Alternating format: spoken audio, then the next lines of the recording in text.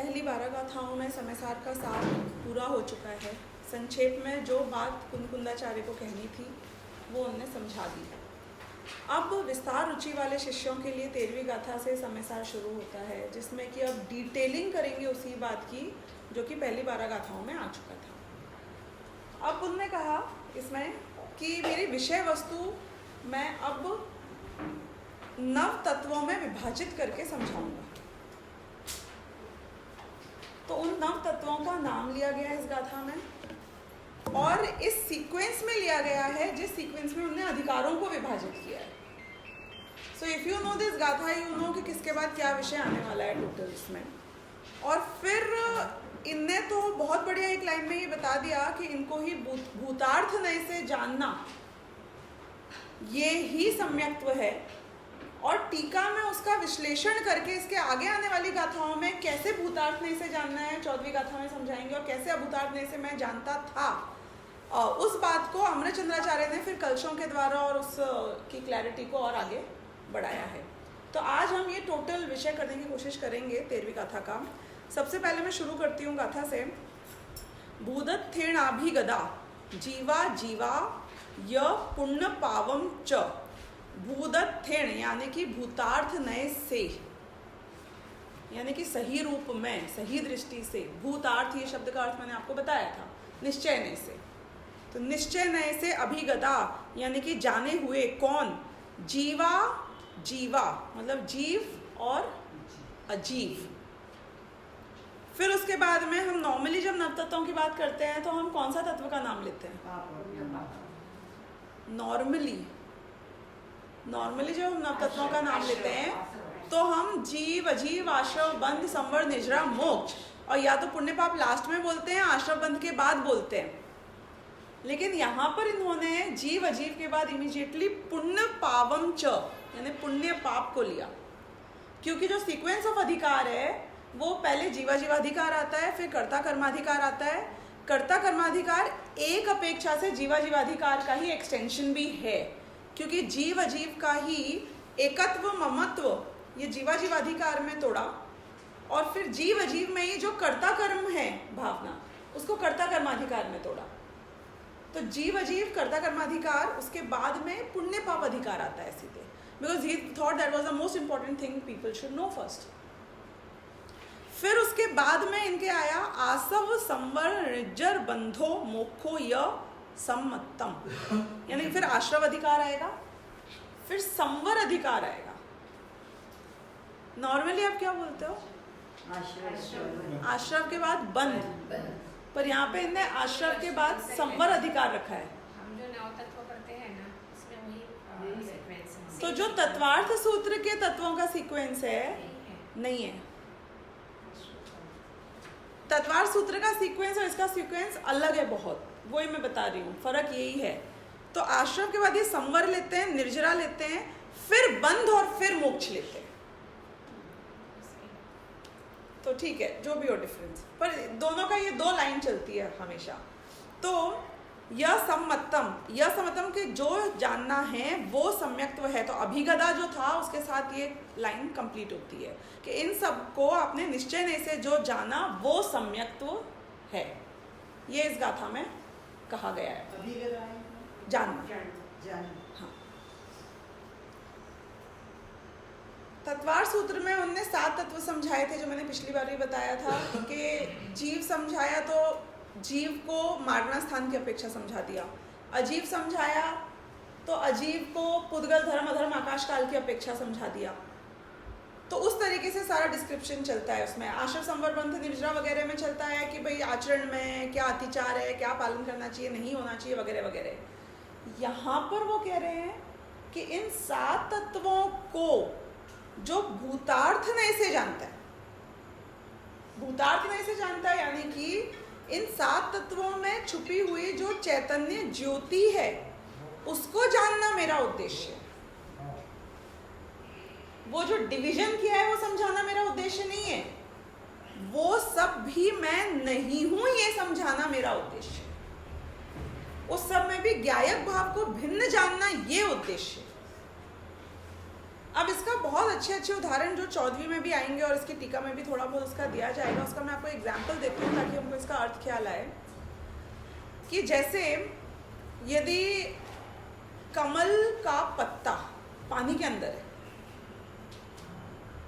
ठीक है, अब मुझे आपसे समझना है कि कमल का पत्ता कहाँ है, तो आप उसका क्या जवाब दोगे? कीचड़ में। कीचड़ में? कीचड़ वाला पानी रहता है। हाँ, कीचड़ में है वो कमल का पत्ता। है नहीं, मगर वो स्पर्श नहीं करता पानी। तो अगर आप पर्याय की अपेक्षा संयोग की अपेक्षा देखोगे और आपको समझाना है कि वो कहाँ है, तो आप यही बोलोगे कि मैं आपसे पूछूंगी मुझे कमल का पत्ता ढूंढना है, कहाँ जाऊं मैं उसे खोजने, आप बताओ। कीचड़ में ही भेजोगे ना आप मुझे, तो पानी में ही भेजोगे ना आप मुझे कि वाटर बॉडी के बिना नहीं मिलेगा, जहाँ पे वहाँ होएगा वहीं मिलेगा। तो अच्छा, तो एकदम कीचड़ में होता है क्या कमल का पत्ता?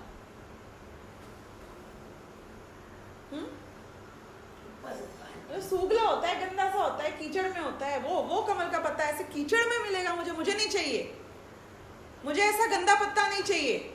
तो आप क्या बोलोगे?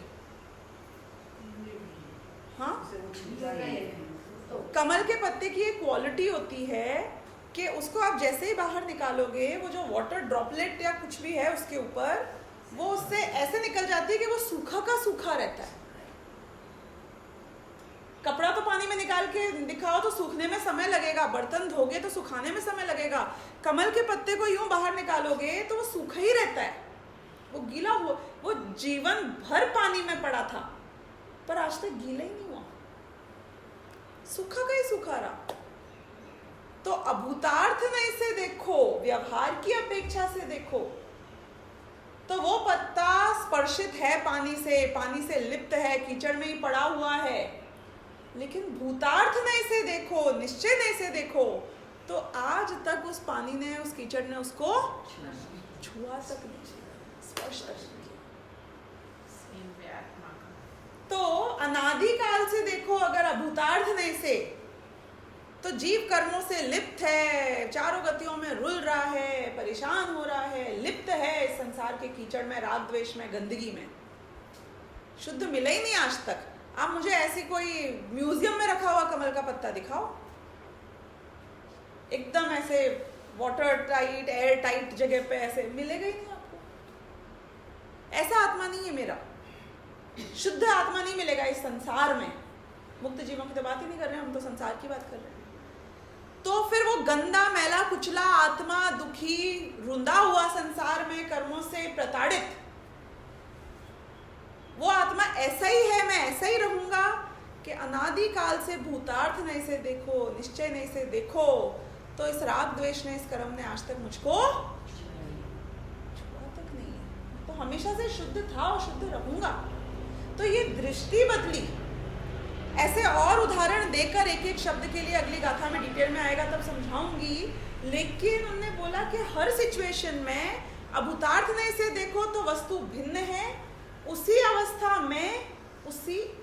में अंडरलाइन, उस अवस्था को हटाकर नहीं, उसी अवस्था में दृष्टि का भेद करो तो वो चीज आपको शुद्ध नए से एकदम अलग नजर आ सकती है। तो जो 9 तत्व या 7 तत्व आपने पढ़े, वो आपने व्यवहार से पढ़े हैं आज तक। जो उसका अर्थ आप समझते हो ना अभी, जो हम समझते हैं अभी उसका अर्थ, वो सब हम व्यवहार से समझते हैं। जैसे आश्रम मतलब क्या? इसमें आत्मा का है, तो मतलब आप विकारी आत्मा की बात कर रहे हो। कर्म आए तो विकारी आत्मा की अपेक्षा है। आश्रम अधिकार में उन्होंने क्या समझाया कि यदि श्रद्धान सही हो तो कर्म आते हैं, लेकिन जीव उससे बंधता ही नहीं है। आप दृष्टिकोण देखो कैसा बदल गया। आश्रम अधिकार में ये नहीं समझाया कर्म आते हैं उसको आश्रव कहते हैं, कि आत्मा में राग द्वेष होता है उसे आश्रव कहते हैं, कि कर्म ने जीव को दुखी किया, कि आश्रव के कारण जीव दुखी है, ये सब नहीं समझाया। उससे भिन्न चैतन्य ज्योति को जानना है, यानी कि कितने ही कर्म उदय में आए, कितने आके चला जाए, लेकिन जीव के रागानुसार वो बंधेगा या नहीं बंधेगा, यानी कि जीव तो हमेशा उससे भिन्न ही रहेगा। या एक आश्रम करते हैं। अशोक अधिकार में पहुंचते ही नहीं ना उधर, पहुंचेंगे ना, इसलिए मेरे को काफी चर्चा करेंगे तो आगे करेंगे करेंगे इसलिए करेंगे। मैं पर अभी तो आपको बहुत ब्रॉड दृष्टिकोण बताने की कोशिश कर रही हूँ यहाँ पर, कि उनने ये बोला कि जीव को कर्म बंधता ही नहीं है, सम्यक दृष्टि को तो कभी आश्रम होता ही नहीं है, ये समझाने की कोशिश करी। उपयोग के प्रयोगानुसार कर्म बंद होता है या नहीं होता है। तो आप पर्सपेक्टिव देखो कैसा बदल गया। आपको ये पर्सपेक्टिव का चेंज ख्याल में आ रहा है ना, कि हमें ये नहीं जानना कि कैसे कैसे कर्म बंधा। तत्वार सूत्र में आश्रम कैसे समझाया कि सारे कर्मों की डिटेल में जाएंगे, एक एक डिटेल समझाएंगे, कैसे बंधा, कौन से राग से, कैसा द्वेष से कैसा कर्म आता है, कैसे मैं दुखी होता हूँ, क्या क्या प्रॉब्लम्स होती हैं। ये बोल रहे हैं हमें प्रॉब्लम नहीं दिखानी है, हमें ये बताना है कि प्रॉब्लम के रहते हुए भी प्रॉब्लम नहीं। वो दृष्टि समय सार वो बात करने वाला है हर तत्व में, हर तत्व में। समर अधिकार में ये नहीं बताएगा कि कर्म कैसे रुकता है, कि नहीं आता है, कि थम जाता है। मतलब हर अधिकार में वहां पे भेद विज्ञान के गीत गाए गए, भेद विज्ञान समझाया कैसे करना है, उससे क्या होएगा, कैसे होएगा, किस तरीके से होएगा। मतलब इन एवरी तत्व you should not see the difference in the tattva, you must see the common element of the jeev which is not getting affected because of all the divisions, which remains intact, same, good always. तो वो आत्मा का स्वभाव समझना यहाँ पे हमारा उद्देश्य है। तो इसलिए इन्हें ये बहुत अच्छा कहा, भूतार्थ से जाने हुए। तुम जानते हो जीव अजीव, पुण्य पाप, आश्रव समर निजरा बंध और मोक्ष को, कि हम जानते हैं। तुम क्या नहीं जानते हो, क्यों सम्यक दर्शन नहीं हुआ? क्योंकि ये बोल रहे हैं ये नव तत्व ही सम्यक दर्शन है, कि तुमने क्योंकि इसको भूतार्थ से नहीं जाना है। तो वो दृष्टि यहाँ पे पैदा कर रहे हैं। अब मैं सीधे जाऊंगी आत्मख्याति टीका पर, आगे के पेज में है, पेज नंबर 147 में मेरे वाली बुक में। भूतार्थ से नव तत्व समझ आया, यानी कि हमें उसकी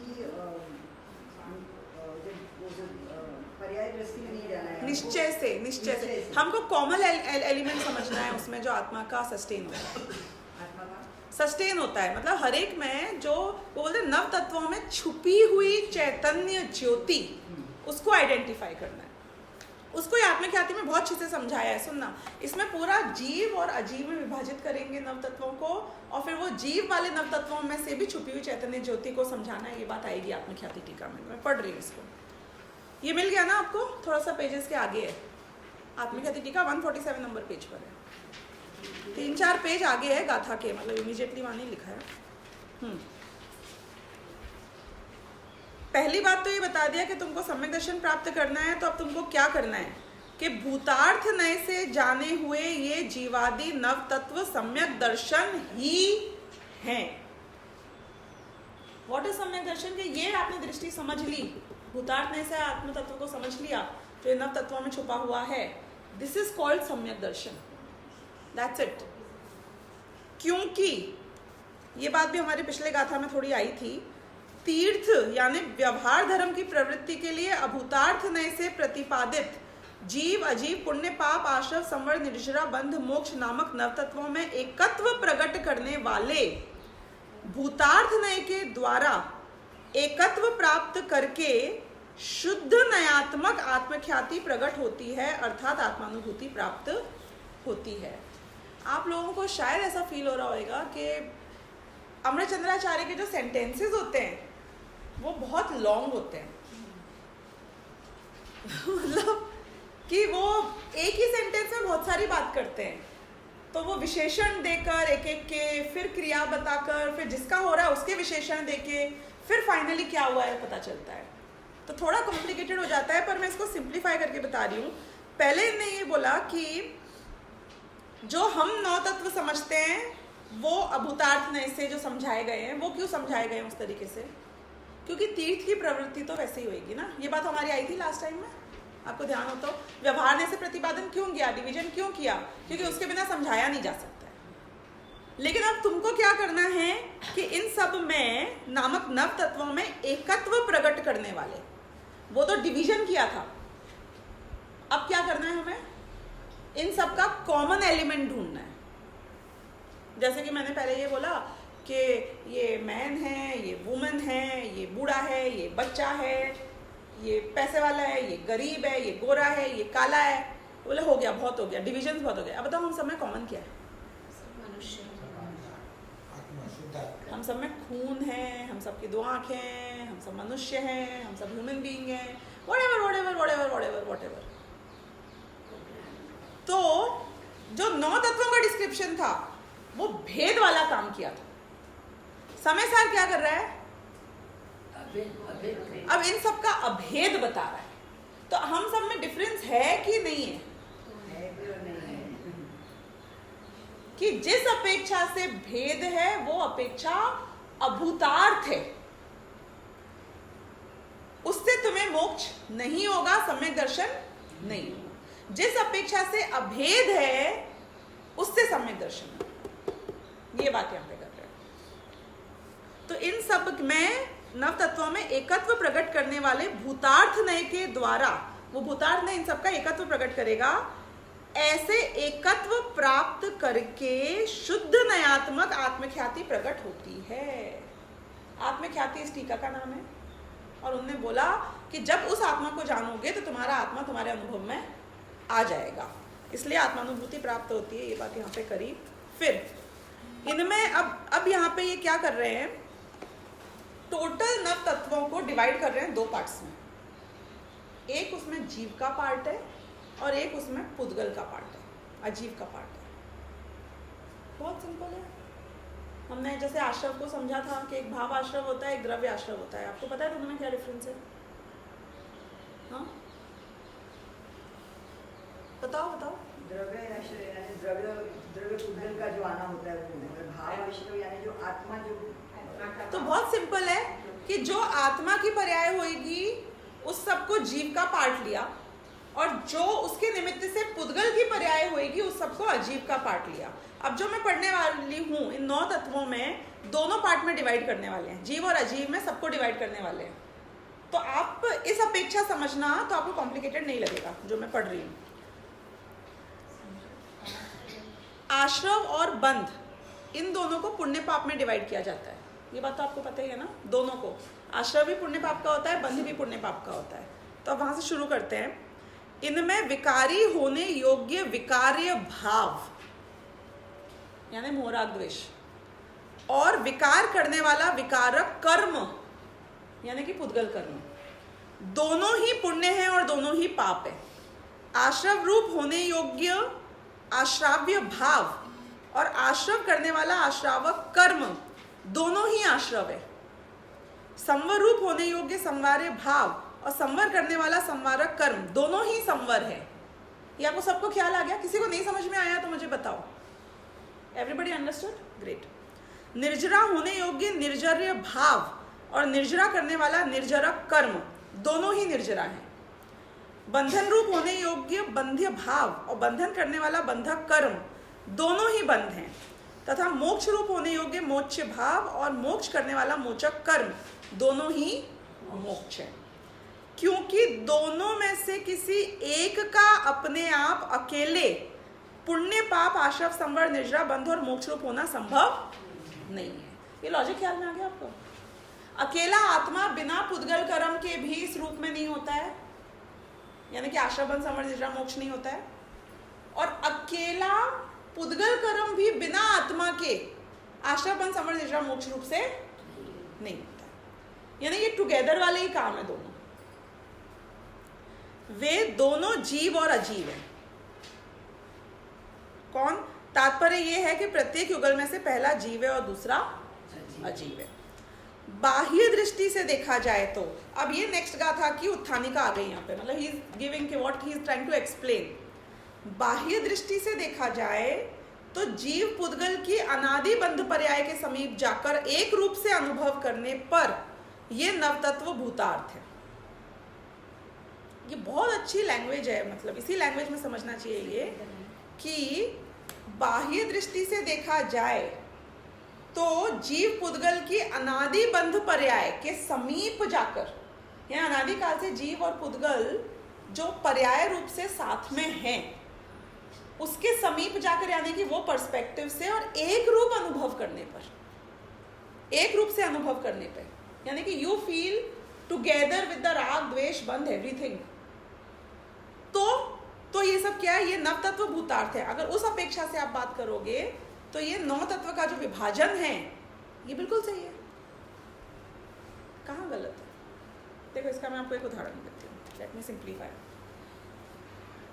कोई आदमी ऐसा कहे, बचपन से मेरे साथ बहुत अन्याय हुआ है, आपको पता नहीं है, मुझे माँ बाप का प्यार नहीं मिला, मेरे को हमेशा ऐसे दृष्टि से देखा गया, मेरे साथ हमेशा पक्षपात किया गया, I was always the one to lose, ऐसे ऐसे ऐसे ऐसे ऐसे करके वो आपको बहुत सारी चीज़ें सुना दे, मुझे जो पसंद था वो मुझसे छीन लिया गया, I had a very bad childhood.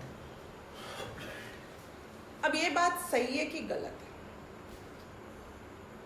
मान्यता हुआ है तो दृष्टि है, उसकी दृष्टि उस दृष्टि से उसकी सही है। उसने जो दुख भोगा वो सच है कि झूठ है?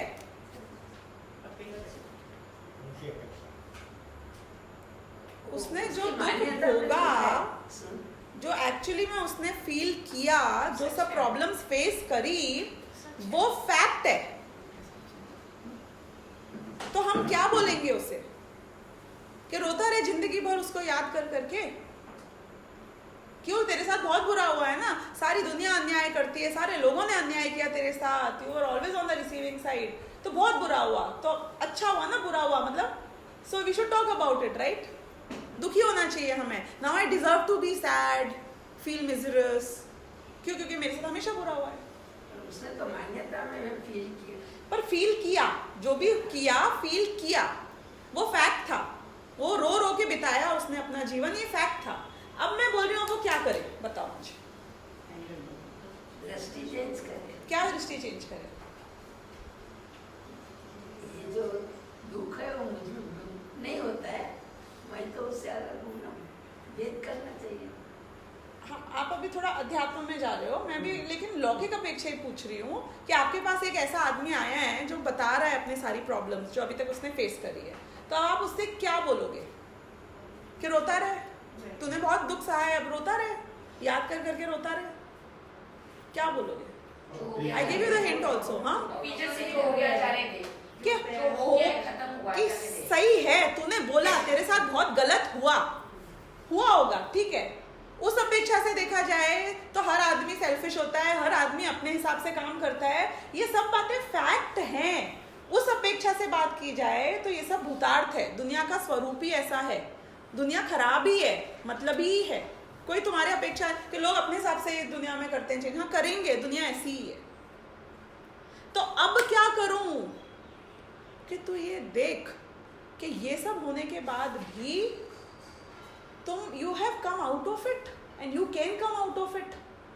मैं आपको लौकिक दृष्टि बता रही हूं कि तू उसी की अपेक्षा एक मानेगा अपने आप को, उस अपेक्षा से वो फैक्ट था, तेरे साथ गलत हुआ, पुलिस ने भी तेरा साथ नहीं दिया, किस माँ बाप ने भी साथ नहीं दिया, सब सही था तू जो बोल रहा है, लेकिन ये सब सही था, सब भूतार्थ था। जब तुम उसमें एक अपेक्षा बात करो तो ये सब भी भूतार्थ था, लेकिन किस दृष्टि से ये सब गलत है अब कि तो भी क्या ले गए वो तुम्हारा? तुम्हें एक्सपीरियंस ही तो मिला इस सब में, तुम्हें यही तो पता चला। किसी को मिडिल एज में आके या भविष्य में पता चलता कि दुनिया मतलब ये, तुझे पहले पता चल गया। हुआ क्या? तो क्या छिन गया तुझसे? आज अगर तू दृष्टि बदले और समझे कि ये सब तो मुझे इम्पैक्ट कर ही नहीं सकते हैं, ये सब मतलबी हैं, तो रहने दो इनको मतलबी और तुम खुश रहो इनके बीच में, क्या तकलीफ है? Can't you overcome that? What is the problem? Office में बहुत पॉलिटिक्स होती है, बिल्कुल शांति नहीं मिलती है, तो क्या करें? बताओ क्या करें? कि समझ लो स्वरूप कि यहाँ पे तो ऐसे ही होता है, तो अब तो मैं कभी सुखी नहीं हो सकता हूं ना इस सब के बीच में। पॉइंट समझना, ये वाला पॉइंट कौन सा? कि इन सब के बीच में और इस सब के ऐसे, क्योंकि मुझे जीना तो उन्हीं लोगों के बीच है जो मतलबी हैं, जो स्वार्थी हैं, जो बैकबाइट करेंगे, जो परेशान करेंगे, जो आकुलता क्रिएट करेंगे। लेकिन इनने मेरा क्या ले लिया था? अगर मैं इनसे इम्पैक्टेड नहीं होना चाहूं तो ये मुझे कैसे इम्पैक्ट कर सकते हैं? इनके बीच में रहते हुए भी क्या मैं मुस्कुरा सकता हूं? That is the main point. हम ये नहीं बदल रहे हैं कि धर्म करोगे तो तुम्हारा शरीर स्वस्थ रहेगा। मैं ये कह रही हूं कि शरीर सड़ जाए तो भी तुम उसमें खुश रह सकते हो। That is what we are trying to tackle here. कि वो फैक्ट है कि शरीर में सिगड़ी रखी हुई है, कि लोहे के गोले रखे हुए हैं, कि वो फैक्ट है, उस दृष्टि से देखा जाए और उससे एक अपने आप को माना जाए तो तुम्हारे ऊपर बहुत टॉर्चर हो रहा है। लेकिन अब दूसरी दृष्टि देखो। कौन सी दूसरी दृष्टि देख रहे हैं हम? कि क्या इस सब के बीच में रहते हुए भी ये मेरी आत्मा को खरीद सकते हैं? क्या ये मेरी आत्मा को कंट्रोल कर सकते हैं? वो मतलब बहुत अजीब सा उदाहरण आया है, पर आ गया है तो बता देती हूँ। मूवीज में नहीं बोलते हैं कि लड़की लड़के से शादी नहीं करना चाहती है, कि पापा जबरदस्ती कर रहे हैं कि तुम मुझसे शादी भले ही कर लोगे लेकिन तुम मेरी आत्मा को कभी नहीं, मुझको नहीं जीत पाओगे, मेरा दिल नहीं जीत पाओगे, मेरा दिल कभी भी तुम्हारा नहीं होएगा। ऐसे ऐसे डायलॉग सुने ना आपने कि तुम कितने ही रौंद दोगे मुझे, मेरे विल को नहीं रौंद पाओगे। कि गांधी जी के सामने झंडा लेके सारे लोग आ गए कि तुम गर्दन काट दोगे लेकिन झंडा नीचे नहीं कर पाओगे, दूसरा आदमी आ जाएगा लेके।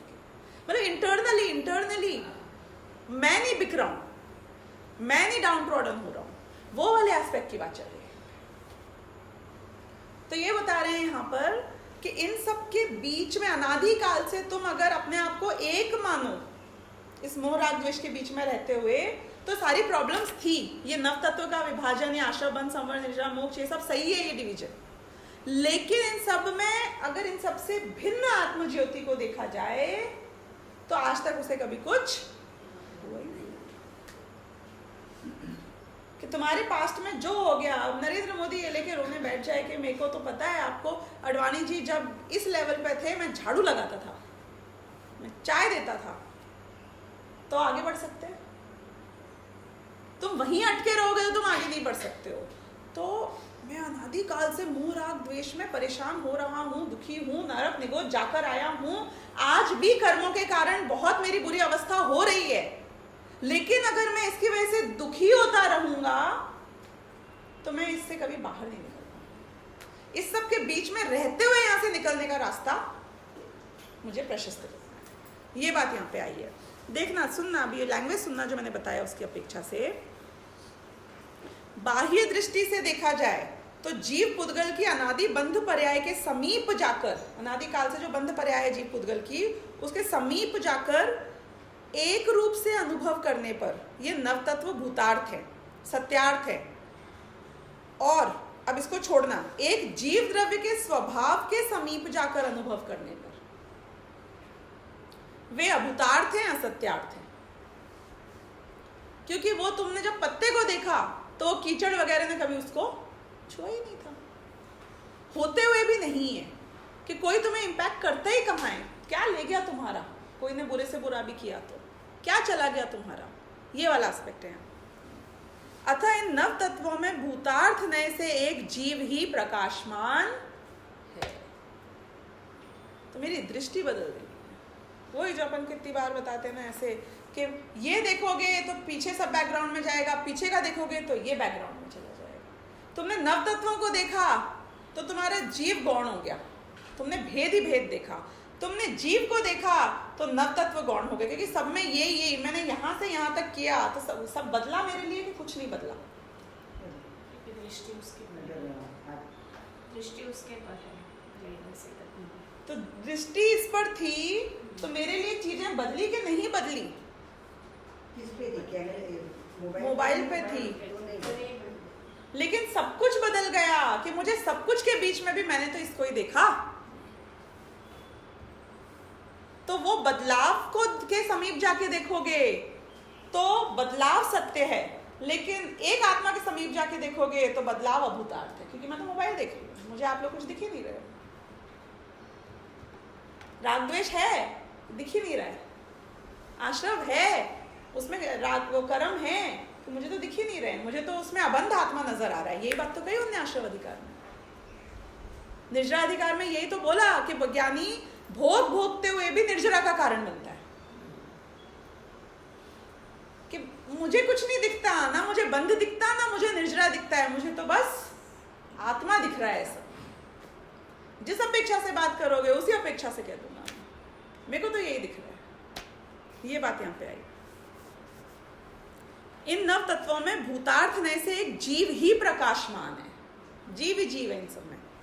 इसी प्रकार अंतर्दृष्टि से देखा जाए तो एक ज्ञायक भाव जीव है और जीव के विकार का हेतु अजीव है। इनमें से पुण्य पाप आश्रव संवर निर्जरा बंध और मोक्ष रूप भाव केवल जीव के विकार हैं, जीव के विशेष भाव हैं, जीव रूप भाव हैं। और जीव के विकार के हेतुभूत जो पुण्य पाप आश्रव संवर निर्जरा बंध और मोक्ष रूप तत्व हैं, वे सभी केवल अजीव है। इसको एक सेंटेंस में समझाऊं तो सारा मोह राग द्वेष वाला जो पार्ट है ये सब खाली जीव ही है, और सारे जो पुद्गल कर्म वाले पार्ट हैं वो सारे अजीव ही है, ये समझाया गया है। ऐसे ये नवतत्व जीव द्रव्य के स्वभाव को छोड़कर स्वयं और पर जिनके कारण हैं, ऐसे एक द्रव्य की पर्यायों के रूप में अनुभव करने पर भूतार्थ हैं, सत्यार्थ हैं, और सर्वकाल में अस्खलित एक जीव द्रव्य के स्वभाव के समीप जाकर अनुभव करने पर वे अभूतार्थ हैं, असत्यार्थ हैं। वही बात बोल रहे हैं कि उनके भेद की अपेक्षा देखो तो वो सब सच है, भेद सच है, अभेद की अपेक्षा देखो तो वो सब झूठ है। इसलिए इन नव तत्वों में भूतार्थ नय से एक जीव ही प्रकाशमान है।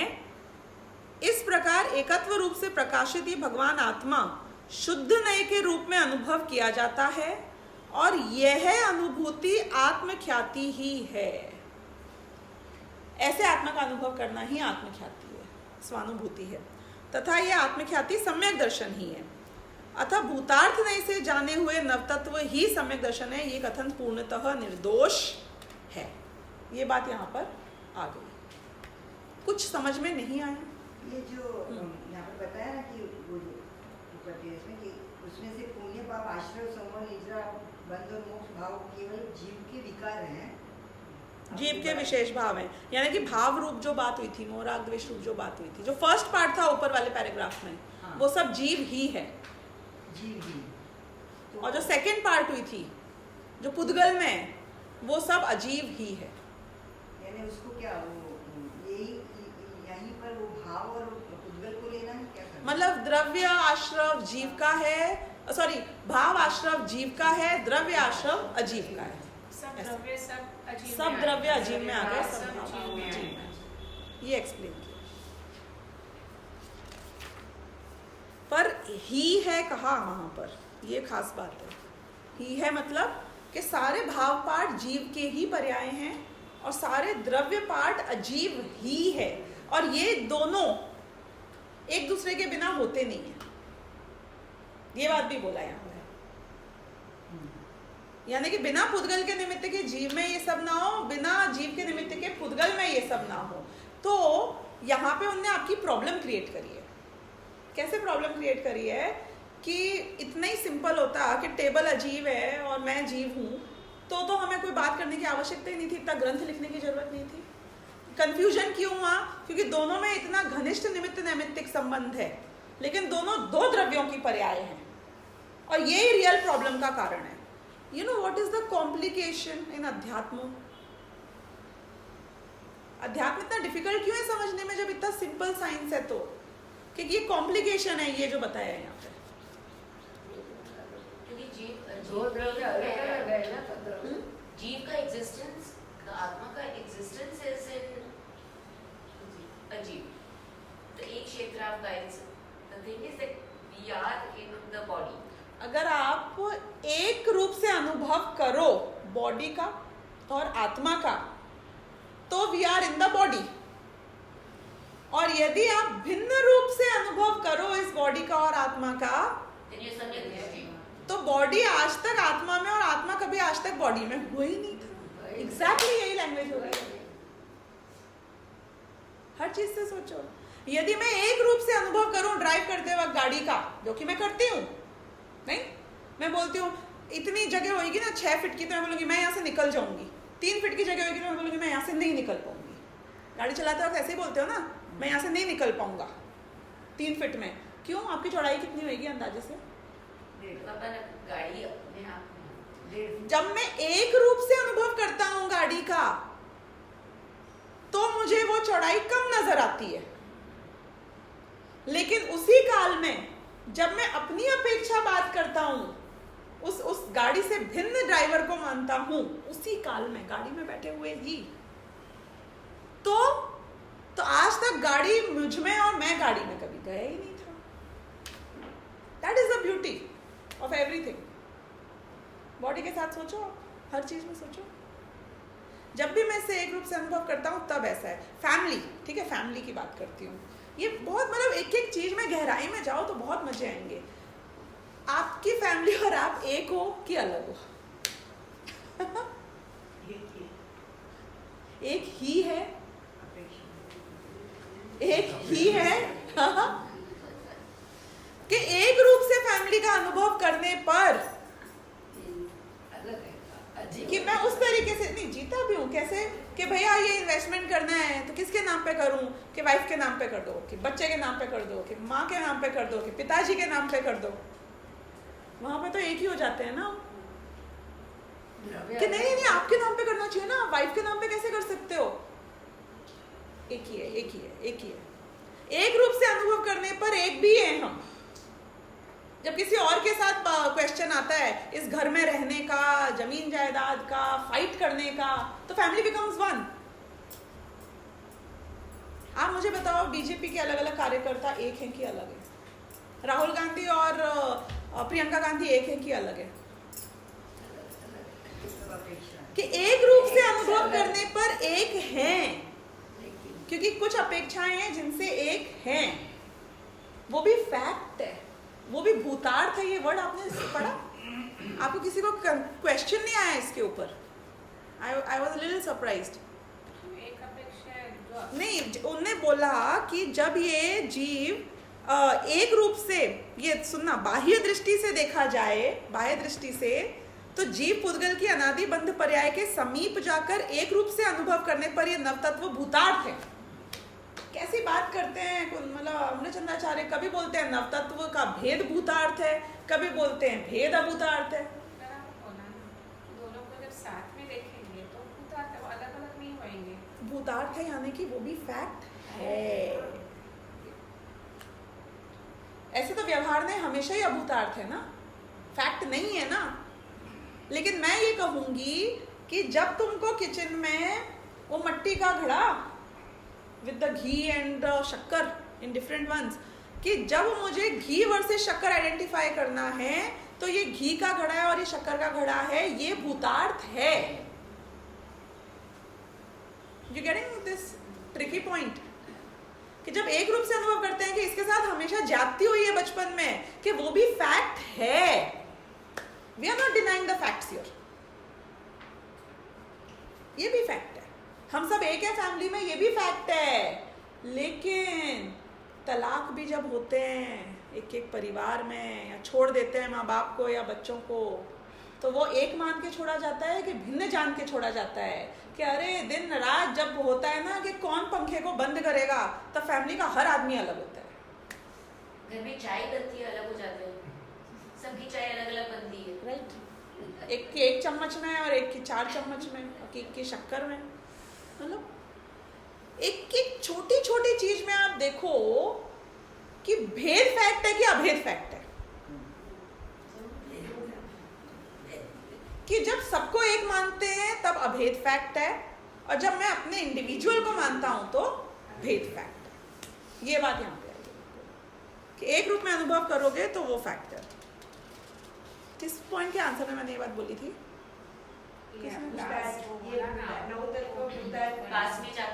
पास में जाके देखते हैं तो ठीक है। तो अब मैं आती हूँ आत्मख्याति टीका के ऊपर। इसमें ये उदाहरण दे रहे हैं सोने का, कि सोना अलग अलग कलर्स में हो लेकिन फिर भी वो भी फैक्ट है कि वो मिक्स हो चुका है अलग अलग मेटल्स में, एलॉयज में, वगैरह वगैरह में। लेकिन अगर आप अंदर जाके देखो तो उसकी प्योरिटी इंटैक्ट है हर जगह पे, क्योंकि आप बोल देते हो ना कि ये 12 कैरेट है कि 18 कैरेट है कि 24 कैरेट है, वगैरह। तो मतलब हमारी दृष्टि में हमने इम्प्योरिटी में भी प्योर सोना देख लिया और उसका भाव लगा दिया। That's what they are trying to say here.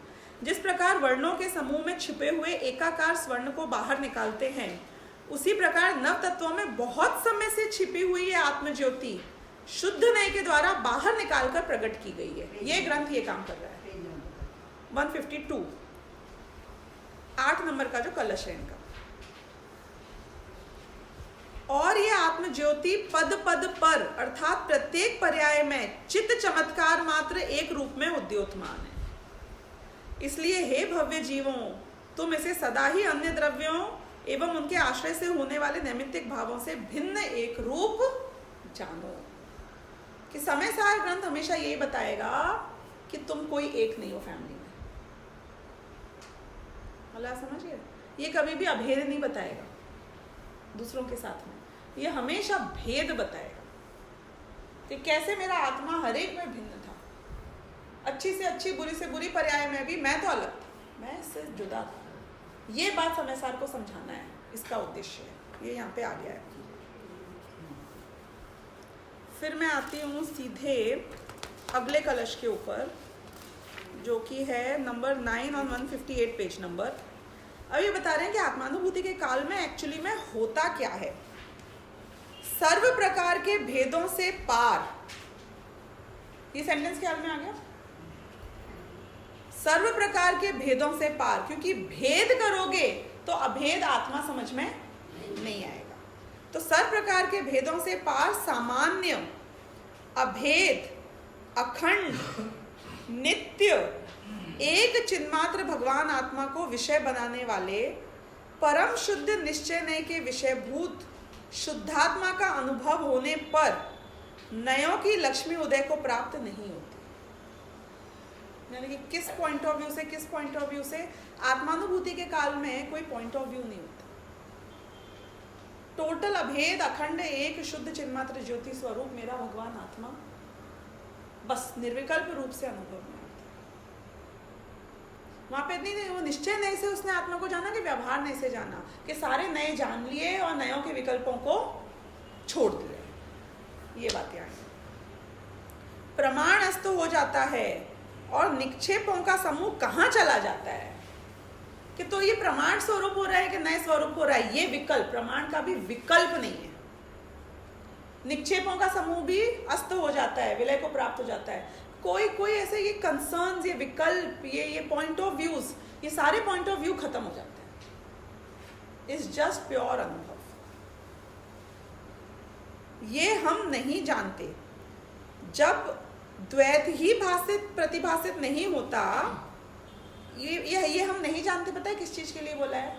कि निक्षेप वगैरह कहाँ चले जाते हैं ये हम नहीं जानते। उस चीज के लिए, जस्ट फॉर योर क्लैरिफिकेशन।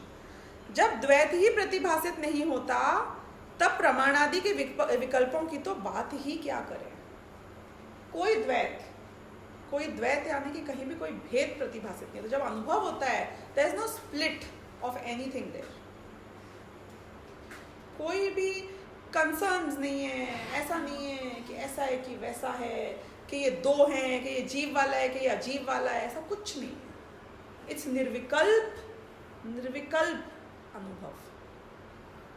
विकल्प यानी द्वैत, भेद, concern, confusion, point of view, ये सब कुछ नहीं है आत्मानुभूति के काल में। बस शुद्ध अनुभूति है। तो प्रमाण आदि तो सबको साथ में लेके ही बोलता है। प्रमाण का विकल्प नहीं है। ये आएगा आगे 144वीं गाथा में, जब इसकी पूरी टीका आएगी बहुत डिटेल में। आप थे जब उसमें आया था। तो प्रमाण नहीं है यानी प्रमाण के विकल्प नहीं है। ये बात है।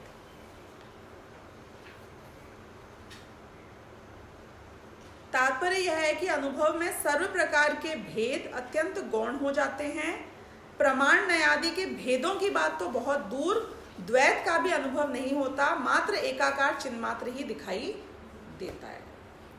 यानी कि अब टोटल प्रोसेस ऑफ आत्मानुभूति इनने समझाया कि शुरू करते हैं स्क्रैच से। ठीक है, एकदम स्क्रैच से शुरू करते हैं कि अभी तो हमें यही होश नहीं है कि हम कौन हैं, और जो मुझे नजर आ रहा है वो क्या है। हम एकदम लेमैन से शुरू हुए। कहानी कहाँ से शुरू हुई कि हमने जीव को खोजा कि क्या जीव नाम की कोई वस्तु है दुनिया में। I am just simulating the entire process, think about whatever I am saying, ठीक है। हमने कहाँ से शुरुआत करी कि क्या जीव नाम की वस्तु है दुनिया में, कि जो मुझे नजर आता है ये पुद्गल है। I can see a lot of similarities between the table and the body. Table भी टूट सकती है, बॉडी भी टूट सकती है। उंगलियां कटी हुई पड़ी रहे तो टेबल में और वो कटी हुई उंगली में कोई फर्क नहीं है। डेड बॉडी और टेबल में कोई फर्क नहीं है, दोनों को मैं जला सकती हूँ। तो मैंने शुरुआत कहाँ से करी कि इस सारी दुनिया में कोई ज्ञान नाम की वस्तु है कि नहीं है।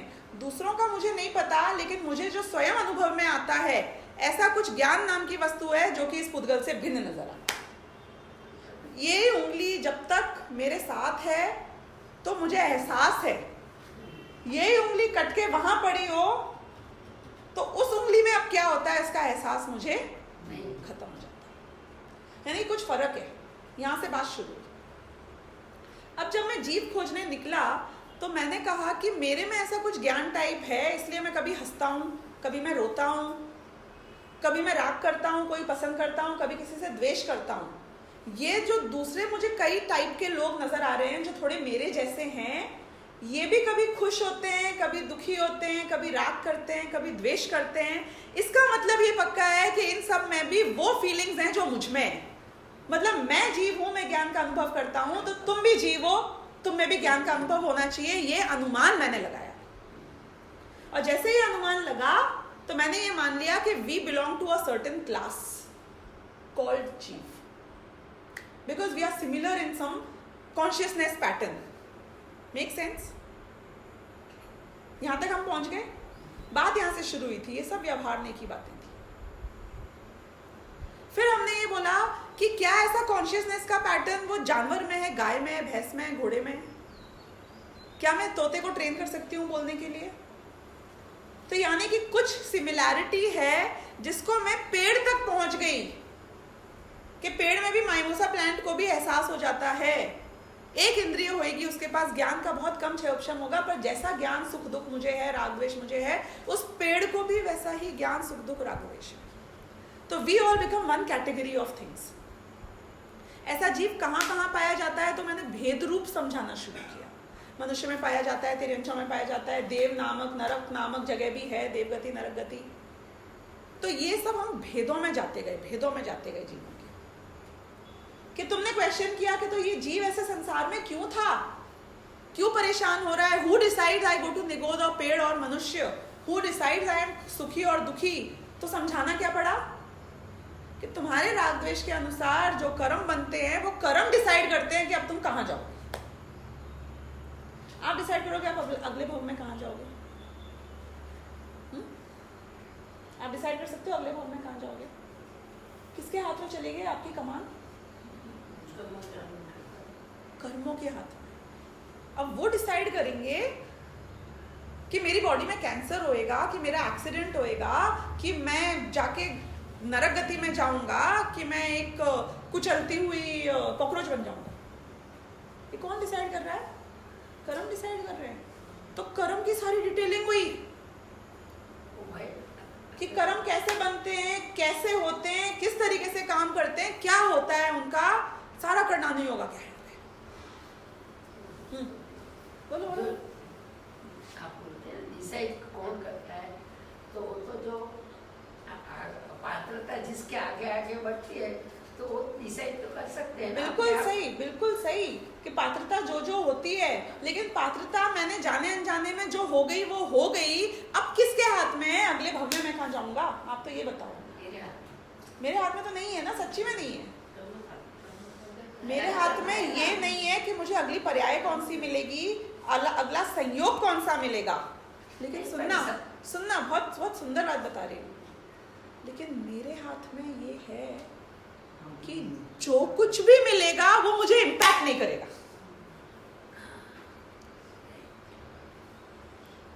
आपने गजब की बात देखी है।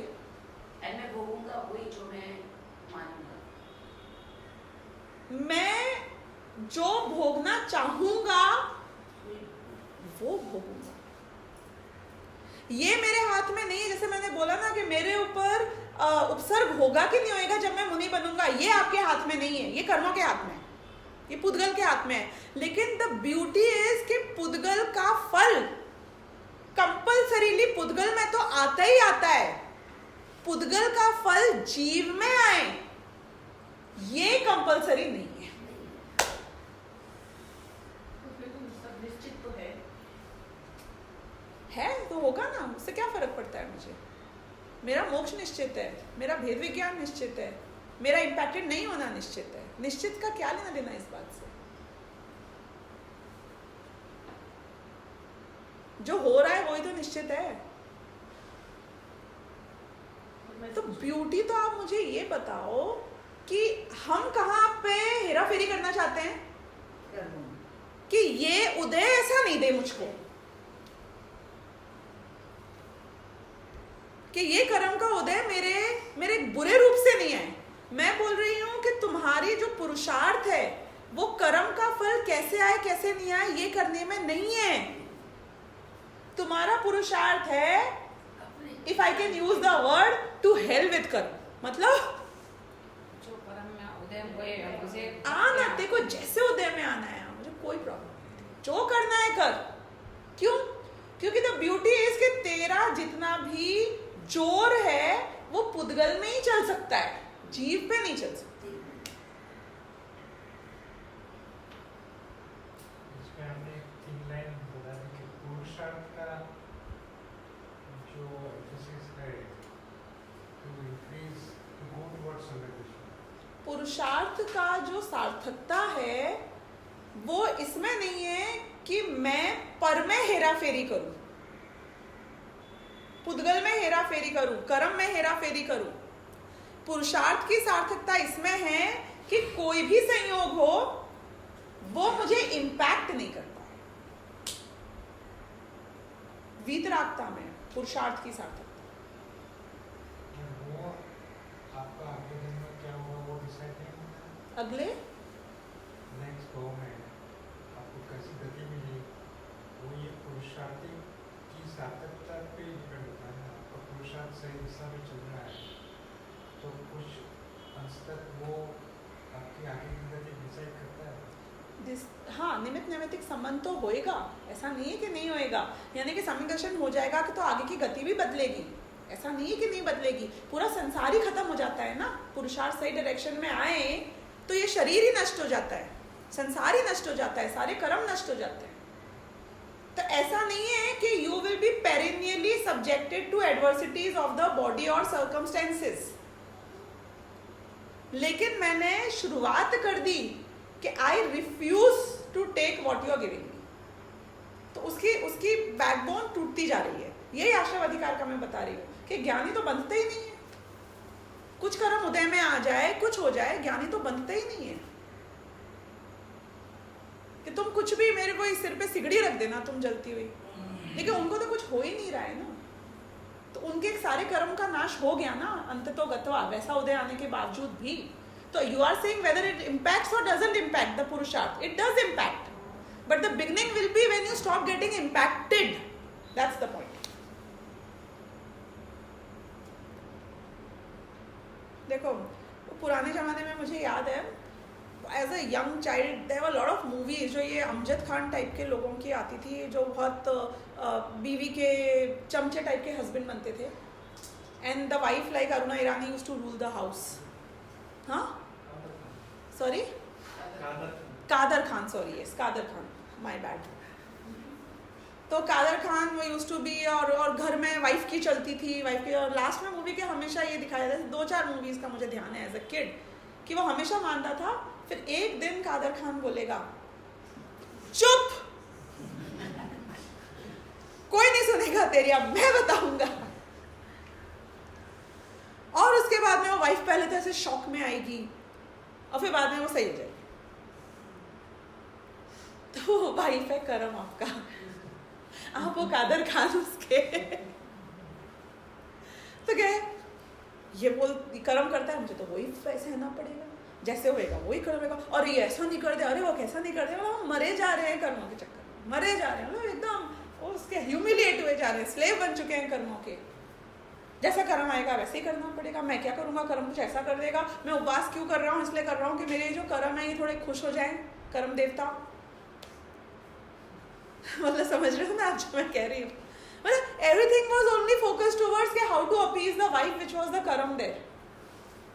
तो हम कह रहे हैं सम्यक दर्शन मतलब तुम बोलोगे चुप, no longer accepting your superiority और टायरनी, है स्लेवरी व्हाटएवर। अब मैंने बोला कि अब मैं तेरी तो उसके बाद में वो रातों रात ही बदल जाएगा कि नहीं, maybe she will take time, कर्मों को थोड़ा टाइम लगेगा धीरे धीरे जाने। लेकिन जिस दिन तुम खड़ा हो गए कि अब जो कर्म को उदय में आना है आ जाए, I have stop taking you in. May be मेरे कुछ और भी वीक मोमेंट्स हो सकते हैं, लेकिन श्रद्धान से अब मैं फाइनल इस बात को डिसाइड कर चुका हूं कि no longer accepting whatever subjecting. चारित्र में आने में समय लगेगा, वापस बोल रही हो। जिस दिन तुम्हारा श्रद्धान सही होएगा, चारित्र उस दिन सही नहीं हो जाता है, टाइम लगेगा धीरे धीरे। तब भी रोगे, हंसोगे, डरोगे, सब कुछ होएगा, लेकिन कोई बात नहीं। उसने भी समझ लिया कि इसने आंखें दिखा दी हैं, अब अनलिमिटेड मेरा नहीं चलने वाला है। और मैंने भी समझ लिया कि आज शुरुआत की रही है, जितना मैं स्ट्रेंथ लेके आऊंगा धीरे धीरे इसको मैं कंप्लीटली खत्म करूंगा, और एक दिन आएगा जब आपकी चलेगी। That is the process, it works. तो यहाँ पे अब ये बता रहे हैं कि क्या तुमको वो ओवर पावर कर रहा है, ये फैक्ट है। कर्म ओवर पावर कर रहा है, ये फैक्ट है कि हाँ, जब मैं शरीर से अपने आप को एक मानता हूं तो कर्म ओवर पावर कर रहा है, ये फैक्ट है।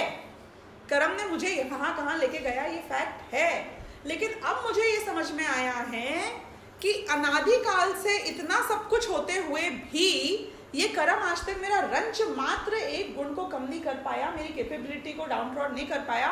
इसका मतलब क्या है? इट वॉज नॉट द कर्म who was over powering me, it was me who was getting over powered. दोनों में डिफरेंस है। तो ये मैं आपको सिमुलेशन लेके जा रही हूँ कि अनादिकाल से ये सब हुआ, ये फैक्ट है कि ये फैक्ट है, पर ये फैक्ट क्यों है? क्या इस सब के बीच में मेरा अस्तित्व का नाश हो गया था, कि मुझ में कोई कमी आ गई थी, कि अब I don't have it in me any more, कि अब इसके चंगुल से इसने मेरे को इतना सत्यानाश कर दिया है कि अब मैं निकल ही नहीं सकता हूँ, ऐसा है क्या? तो कुंदकुंदाचार्य बोलते हैं, भगवान महावीर बोलते हैं कि आज तक तेरा कुछ नहीं गया, कुछ कम नहीं हुआ। तो अभी भी वही निगोद में इतने अनादिकाल से रहने के बावजूद भी वही भगवान आत्मा है, हूँ भगवान छू, कुछ नहीं गया तेरे से। तो फिर वो कर्म ने जो मेरे साथ ऐसा किया, जो वापस कर देगा कर देगा कर देगा, अरे क्यों घबरा रहा है? ये सब अभूतार्थ है। क्यों अभूतार्थ है? क्योंकि इससे भिन्न जब तू अपने आप को देखेगा तो आज तक मुझे उसने इम्पैक्ट किया नहीं, मैंने उसका क्या बोलते हैं, लीडरशिप स्वीकार किया था, इसलिए मैं दुखी था। अब मैं उसकी लीडरशिप स्वीकार नहीं करता। तो it all came down to me. फिर उन्होंने बोला कि अब क्या करें, कि पहले अब तुम वो दृष्टि को लाओ कि किन किन शरीरों में, किन किन राग द्वेष आदि में, किन किन पर्यायों में मेरा अस्तित्व भिन्न है। और जब ये दृष्टि आएगी तो ये दृष्टि कैसे आएगी कि तुमने नव तत्वों में विभाजित करके हमने डिस्क्राइब किया था इस वस्तु व्यवस्था को, कि तुम दुखी क्यों हो, कि मोह राग द्वेष की वजह से, तो ये आश्रव हो गया, कि तो कर्म आते हैं, तो उनने बांध दिया, कि कैसे सुखी होगे, कि ये नहीं करोगे, तो ये भेद किए मैंने। अब क्या करना है तुमको, कि ये सब भेदों में हमने जो समझाया ना, इन सब में जो एक कॉमन एलिमेंट शुद्ध आत्मा का चला आ रहा है, हर चीज में तुमको शुद्ध आत्मा को देखने की कला सीखनी है। और वो कला हम यहाँ सिखा रहे हैं कि कैसा है वो शुद्ध आत्मा जो सबके बीच में रहता हुआ भी जिससे कुछ नहीं हुआ। तो वो शुद्ध आत्मा का स्वरूप यहाँ समझाया जाएगा नव तत्वों के माध्यम से। ये 9वां मैंने कलश भी समझा दिया है कि ऐसे शुद्ध आत्मा का अनुभव करना है जिसमें कोई द्वैत भाव नहीं हो। और फिर इसके बाद में एक 10वां कलश है, 2 लाइन में उसको खत्म करती हूँ, तो ये पूरा आज का जो ऑब्जेक्टिव था वो हो जाएगा। लास्ट पेज है 162। पर भावों से भिन्न, आदि अंत से रहित, परिपूर्ण संकल्प विकल्पों के जाल से रहित एक आत्म स्वभाव को प्रकाशित करता हुआ शुद्ध नए उदय को प्राप्त होता है। कि शुद्ध नए का ऑब्जेक्टिव क्या है और हम तुमको क्या दिखा रहे हैं कि ऐसा आत्मा तुमको ख्याल में आए जो यहाँ डिस्क्राइब किया है। वैसे तो इसका एक एक विशेषण में एक एक घंटा भी डाल सकते हैं, ये बहुत ही मतलब अच्छे कलश हैं, लेकिन अभी मैंने शॉर्ट में आपको समझाया है क्योंकि इसको हम आगे जाके समझेंगे वैसे भी। तो 14वीं गाथा से हम 14वीं गाथा one of the most important गाथा है फ्रॉम द पर्सपेक्टिव ऑफ कैसा आत्मा अनुभव में आ रहा है और कैसा आना चाहिए किस अपेक्षा से। तो इसको हम अगली बार में लेंगे। सहजानंदी शुद्ध स्वरूपी अविनाशी हूँ आत्मस्वरूप। सहजानंदी शुद्ध स्वरूपी अविनाशी हूँ आत्मस्वरूप।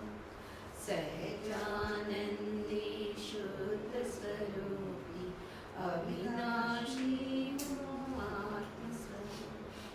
मैं ज्ञानानंद स्वभावी हूँ, मैं ज्ञानानंद स्वभावी हूँ। मैं हूँ अपने में स्वयं पूर्ण, पर की मुझ में कुछ गंध नहीं।